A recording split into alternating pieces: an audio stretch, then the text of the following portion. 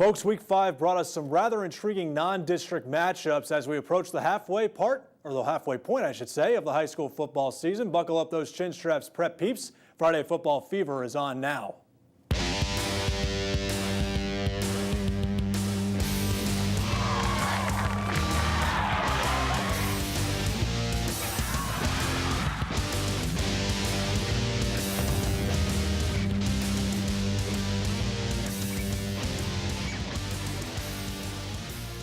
Hello everyone, Trevor DeGroat with you, welcoming you in once again to Friday Football Fever presented by our friends at Ingman Marine. Well, not a lot on the line per se in Week 5. District games were scarce, but still never a dull moment on the gridiron, which is what happened last season between Booker and Port Charlotte, a game that provided 79 points with the Tornadoes winning on their home turf, but it was the Pirates trying to return the favor on their grass this year, and they did so. They won 28-0 tonight, and unfortunately, we don't have the highlights for you right now. We're going to try and get you to them later in the show, but it was a 28-0 victory for the Port Charlotte Pirates over the Booker Tornadoes. But we do have some other games to get to, so we'll move on to Cardinal Mooney against Lemon Bay. Cardinal Mooney 2-1 entering this game versus the Lemon Bay Manta Rays, still looking for their first game, their first win of the season. And so, saw Lemon Bay right there up 7-0 in the start of the second quarter. Already up 7-0. They started to go for it, but they failed. Nice catch and pass here. Tristan Hillerich to Sean White for the first down. Big change right there. And then speaking of moving the chains, there is Bryce Williams. He eventually scores on this play. Lemon Bay trying to make it back themselves. They have a physical back, and Braden Curry right here breaks to the outside for a first down inside the 10. He'd cap it off by bulldozing over Sam Costco for a touchdown, but it's Mooney's defense that ends up being tightened up in the end. Cougars score a few more, and they win this game 27-14. Todd Johnson's Riverview Rams trying to stay perfect in a district clash with Palm Harbor U and Pinellas County. First quarter, PHU quarterback Cameron Mountain, long pass to TJ Colmery, one-handed catch. Then it's Mountain. He's going to take it himself, and he's going to get to the end zone before he is stripped. That's 6-0 Hurricanes, folks. Then Riverview quarterback Michael Welser pass to Andrew Finesse. Then watch what he does here. Zigzags his way, breaks a couple tackles as well, close to that goal line. Certainly close. Nice job by him. Welser follows up with a fade route to Malachi Weidman in the end zone. 7-6 Rams. Move to the second quarter. Mountain hits his man Jordan Littlechak wide open down the sidelines, 13-7, all passing, but Welcher then gives it to Allie Boyce for some work. Look at the man, breaks some tackles, 4 guys to beat, and he beats them all, rewarded for another TD, 14-13. However, Palm Harbor had just a little more offense than the Rams, a tight game, 35-30, ends up with a Canes victory. Palmetto coming off last week's big win over Sarasota on the road against Bayshore, seeking win number 1. Not much happening at the start of this game. Both teams showing strong defenses. However, the Tiger offense begins to roll at the end of the first quarter. Quarterback Jason Spicer, he's going to keep the ball for himself on a couple runs.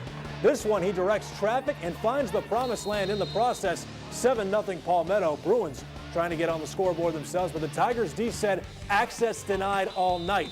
Quarterback Corey Von Borstel looks for a receiver. Pass gets swatted by Rodsean Williams. Then he tries again, but he gets sacked by Alonzo Houston. And after a turnover, Palmetto running back Elijah Davis makes the Bruins pay with another 6 points. Final score, Palmetto 40-0 over Bayshore.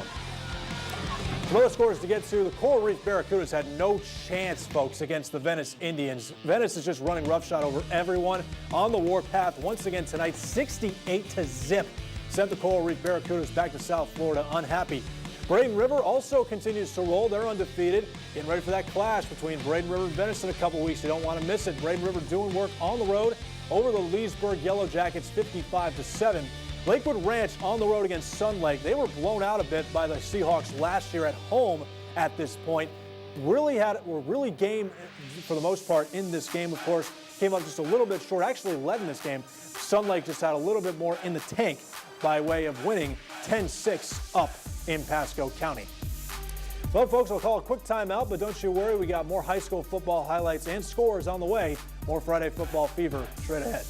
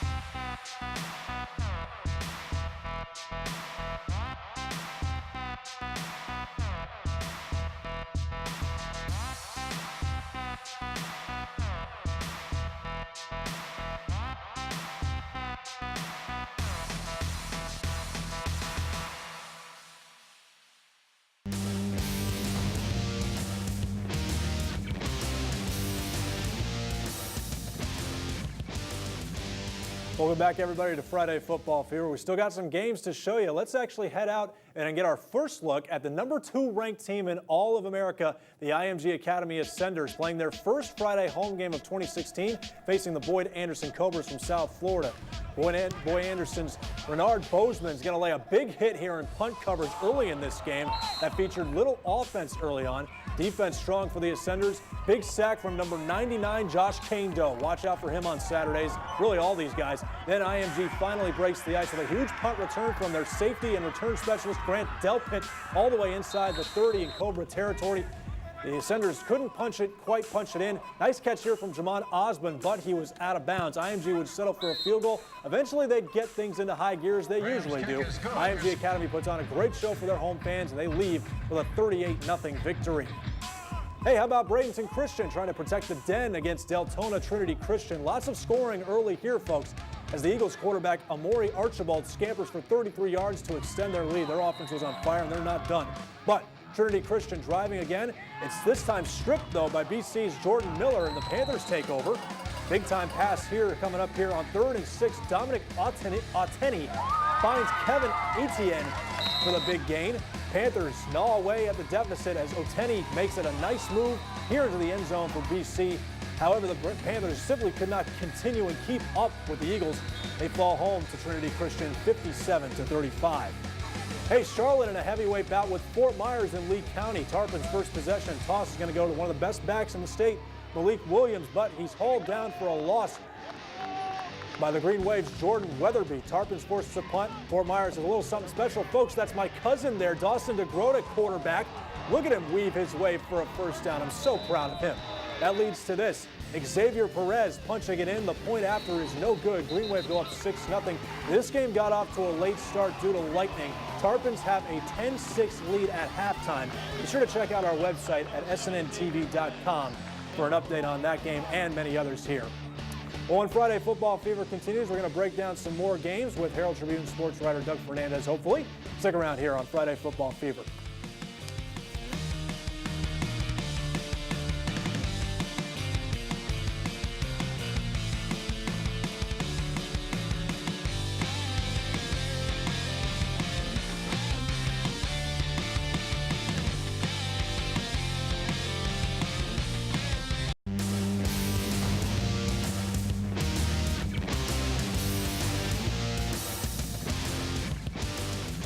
All right, everybody, welcome back to Friday Football Fever. Unfortunately, Herald Tribune sports columnist and the pride of New Bedford, Mass, Doug Fernandez is busy at the time being. He's got some work to do over at the Herald Tribune, writing up some games. But we'll take a look at the Super 6 poll that's updated from this week's matchups. You know, looking at this right now, you see Venice and Braden River are the class. You know, they haven't really been beaten at all. I mean, obviously this season, but Venice, really, they've been the most impressive team, at least in my opinion, in our opinion here for the Super 6 poll. Just been dominant at every turn so far this season. No real hiccups. Braden River, of course, has been dominant too. The only reason why we put them at 2 is perhaps because they got off to a little bit of a slow start against a Lakewood Ranch team that kind of struggles as well and is winless. So that's the only reason. But those two are going to clash, and that really is the boiling point of who's going to be better on October 14th when those two face off down in Venice, which is going to be an absolute excellent game. Charlotte, meanwhile, continues to roll. Of course, their game against Fort Myers, of course, still going on as we speak, but they're certainly a dominant team in 6A. Manatee had a bye week this week. They were idle. Palmetto continues to roll. This defense is as dominant as it comes, guys. They only held Manatee and their dominant offense to 7 points, so that certainly has something to say for them. Riverview, unfortunately, they do get the loss tonight, so it's Port Charlotte who is actually in our 6th spot. Port Charlotte continues to be undefeated. Riverview, Sarasota, and Southeast are the 7, 8, and 9 teams knocking on that door still. Sarasota and Southeast had a bye. Riverview, no shame in losing on the road to Palm Harbor this week. Really looks like still a good and optimistic future and a season for the Rams. Still a lot to prove, still a lot they can get done within the district right now, 1-1 in 8A District 6. So that could be an interesting one. That as well, we mentioned Venice and Braden River. Manatee and Riverview are also going to face on the same day. So in a couple weeks, we're going to have some real cool stuff going on here on Friday Football Fever. That's it for this edition. Be sure to check out our website, SNNTV.com, for all the updates, as well as HDpreps.com. Have a good night, everybody. Thanks for joining us.